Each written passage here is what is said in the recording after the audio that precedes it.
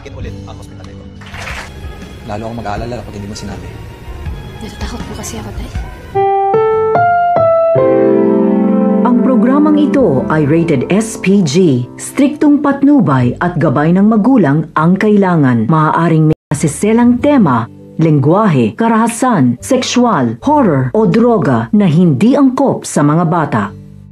Mas lalo nga nakakapanabik ang mga ganap sa Sabot Kamay na Pangarap dahil sa gaganaping welcoming program para kay Mr. Soler sa Apex ay mauna na si Robert na i-anunsyo sa lahat na pumayag na daw itong si Mr. Soler na bilhin niya ang mga shares nito para mapasaamay ni Robert muli ang Apex. Kaya naman sobrang saya ng mga empleyado ng Apex dahil sa anunsyong ito.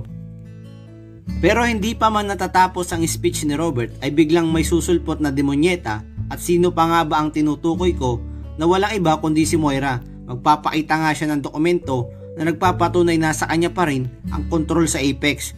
Pero agad aagawin ni Giselle ang dokumentong ito at pagpupunit-punitin dahil sa peke daw ang mga ito. At sa katunayan daw nito ay kana Giselle ibebenta ang shares ng Apex ni Mr. Soler at hindi kay Moira.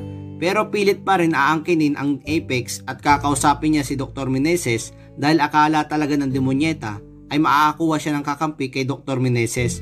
Pero hindi niya alam ay magre-resign na nga ito. Kaya naman pipigilan ni Moira si Dr. Meneses at kailangan daw nitong maging loyal sa kanya. Sagot naman ni Dr. Meneses, hindi daw siya magiging loyal kahit kailan kay Moira. Lalo na't ito nga ang dahilan kung bakit nagka-amnesia si Robert.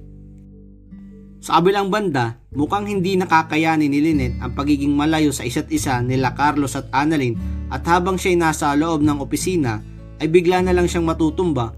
Wala namang kamalay-malay si Annalyn sa sinapit ng kanyang inang si Lynette.